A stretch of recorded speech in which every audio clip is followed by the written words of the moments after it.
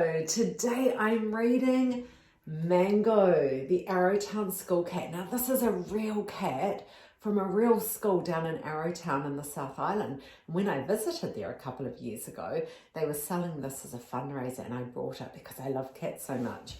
Here we go. The children have done all of the illustrations in this book and you will love them. Mango, the Arrowtown school cat.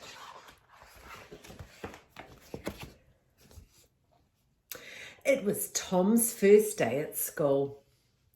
He had shiny new shoes, a shiny new school bag, and a neat new haircut. But Tom was not happy. The school playground was big, and his classroom was big. Everything was new and frightening. "I'm scared," wailed Tom. "Don't be scared," said Ginny, a girl with lots of plaits and a big wide smile. "I was new once and I was scared too. Hold my hand and I'll show you around." Ginny took Tom outside. "Come and meet Mango," said Ginny. Mango was a large ginger cat. He had orange stripes down his back, orange stripy legs and fat white paws. Mango flicked his white-tipped tail in the air and glared at Tom with his yellow-flecked eyes. "I'm scared," wailed Tom. "Don't be scared," said Ginny. "Mango must be thirsty." Ginny turned on the drinking fountain. Mango leapt up onto the fountain and lapped until he wasn't thirsty anymore.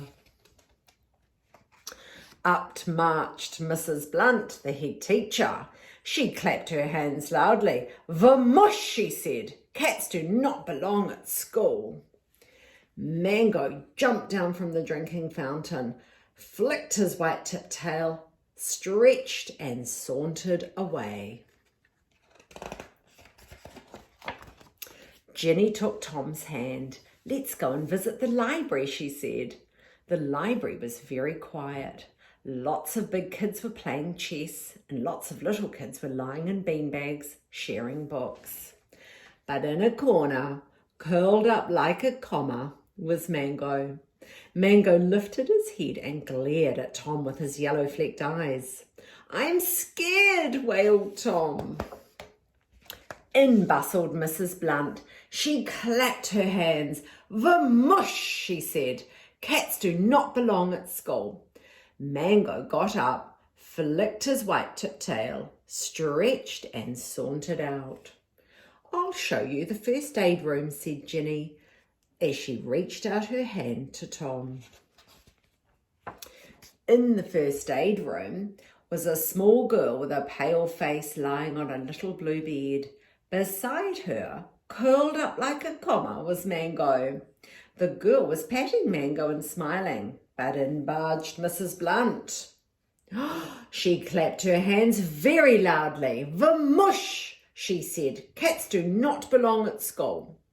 Mango jumped down, stretched, and with a flick of his white-tipped tail, sauntered out.